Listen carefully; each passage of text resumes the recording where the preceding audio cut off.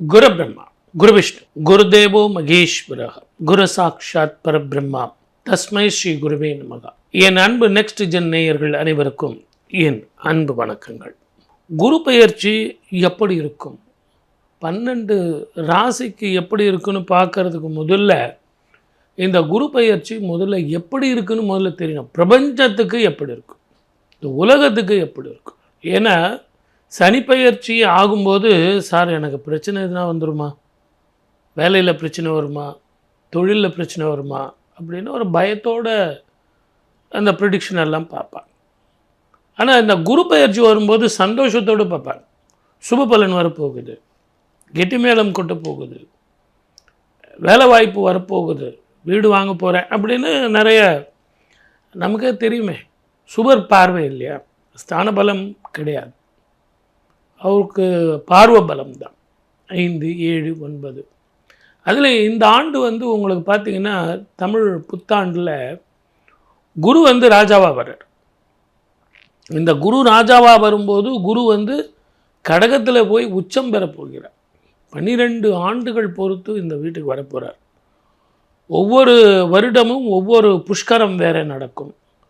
ஒவ்வொரு நதியில் குளிச்சிங்கன்னா உங்களுக்கு புண்ணியங்கள் கிடைக்கும். இந்த 12 ஆண்டுகள் கழித்து கடகத்துக்கு வரும்போது உச்சம் பெற்ற இந்த குரு இந்த பிரபஞ்சத்துக்கே நல்ல ஒரு வாழ்க்கையை கொடுப்பார்.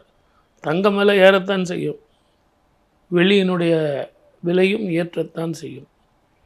எப்போ தங்க விலம் ஏறி இறங்கியிருக்கா, குரு நீச்சமாயிட்டாருங்க அதனால் தங்க விலம் குறைஞ்சிருங்கன்னு சொல்ல முடியுமா? இந்த எல்லோ மெட்டல் மட்டும் ஒரு முறை ஏறுச்சுன்னா இறங்கிறதுங்கிறது கஷ்டம்.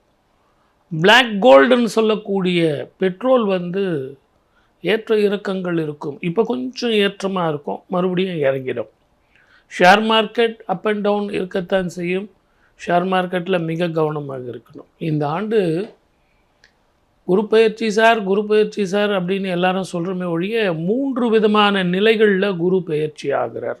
அது என்ன அப்படின்னா, மிதுன ராசியில் குரு இருக்கார், அதில் இருந்து குரு மாறுறார். கடகத்துக்கு மாறும்போது உச்சம் அடைகிறார். இங்கே கூட 5 மாதம்தான் இருக்கார். மறுபடியும் சிம்மத்துக்கு போய் அதிச்சாரமாக மாறுகிறார். அதிச்சாரமாக போயிட்டு திருப்பி வக்கரம் பெறுகிறார். ஸோ 1 வருஷம் இருக்கக்கூடிய குரு உச்சம் பாவம் கடகராசிக்கு பார்த்திங்கன்னா கண்டகச்சனி, அஷ்டமசனி அப்படின்னு 5 வருஷம் அப்படிங்கிறது 5.5 வருஷமாக போயிடுச்சு. இப்போ பார்த்திங்கன்னா 1 வருஷம் இருக்க வேண்டிய குரு 5 மாதம், அதில் ஒரு 3 மாதம் 8 மாதம்தான் இருக்கார்.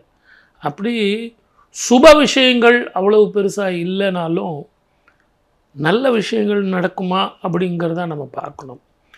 சனியும் செவ்வாயும் சேர்ந்து இருக்கிற இந்த காலகட்டத்தில் மீனத்தில் நீரினாலும் நெருப்பினாலும் இயற்கை அழிவுகளாலும் போர் பதட்டங்களாலும் பிரச்சனைகள் இருக்கத்தான் செய்யும். இதற்கு குரு பயிற்சி மாத்திரம் இல்லை, 2031 வரைக்கும் ரிஷபத்தில் சனீஸ்வரர் மாறும் காலம் வரைக்கும் இந்த அழிவுகள் இருக்கத்தான் செய்யும்.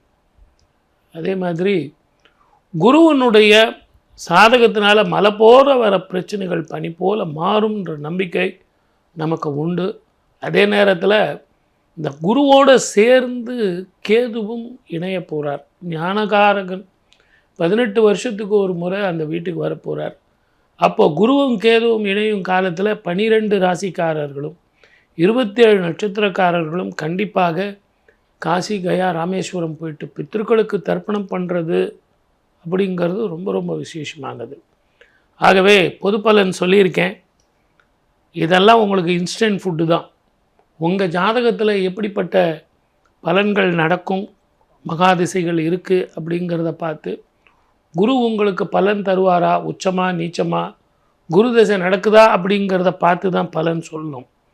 இருந்தாலும் யூடியூப்பில் ஒரு இன்ஸ்டன்ட் ஃபுட்டு மாதிரி இந்த குரு பயிற்சி எப்படி சார் இருக்கும் அப்படிங்கிறதுனால இது கொடுத்துருக்கேன். பொது பலன் சொல்லியிருக்கேன். சர்வ ஜாக்கிரதையாக இருங்க.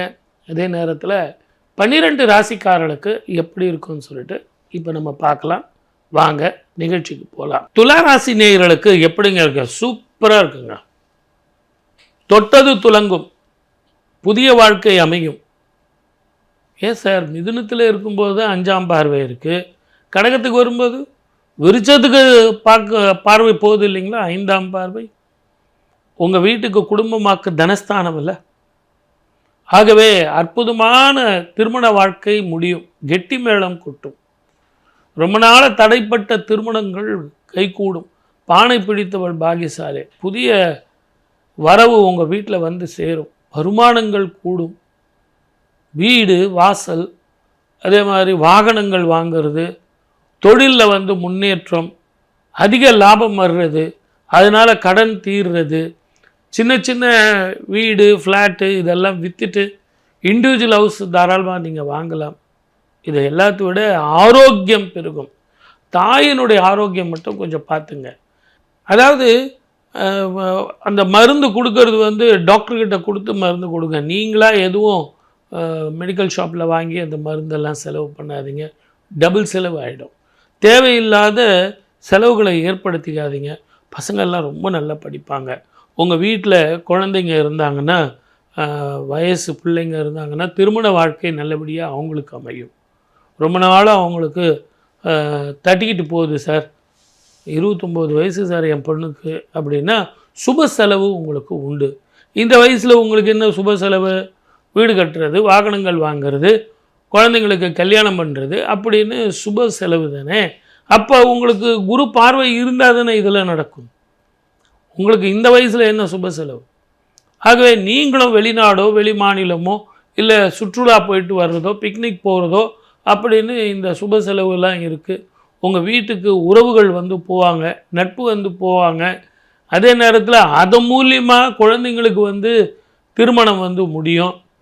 அவங்களுக்கு படிக்கிறவங்களுக்கு கூட ஒரு நல்ல ஆப்பர்ச்சுனிட்டியோ இல்லை வேலை வாய்ப்பு நல்ல ஆப்பர்ச்சுனிட்டியோ உங்களுக்கே ஒரு நல்ல ஆப்பர்ச்சுனிட்டியோ கிடைக்கும். குடும்பத்தில் வந்து கணவன் மனைவி உறவுகள் மிகும், அன்பு மிகும். ஒரு முறை திருப்பதி போயிட்டு வாங்க. திருப்பதி போயிட்டு வந்து உங்களால் முடிஞ்ச வரைக்கும் தானம் பண்ணுங்கள். பழங்கள் தானம் பண்ணுங்கள். அதுலேயும் கொட்டைகள் நிறைந்த அந்த மாதுளம்பழம், கொய்யாப்பழம், சீதாப்பழம், இந்த பழங்கள் தானம் பண்ணுங்கள். அந்த சுவாமியினுடைய எதிரிலேயே வச்சு நீங்கள் தானம் பண்ணீங்க அப்படின்னீங்கனாலே அற்புதமான பலன் கிடைக்கும். எவ்வளவு கொட்டைகள் நிறைந்த பழங்கள் நீங்கள் தானம் பண்ணுறீங்களோ அவ்வளவு பூர்வ ஜென்ம கர்மங்கள் போகும், லக்ஷ்மி கடாட்சம் கிட்டும், திருப்பதி வெங்கடாஜலபதியினுடைய கருணையும் உங்களுக்கு வந்து சேரும், கிரக தோஷங்கள் போகும். வாழ்க வளமுடன். All the best.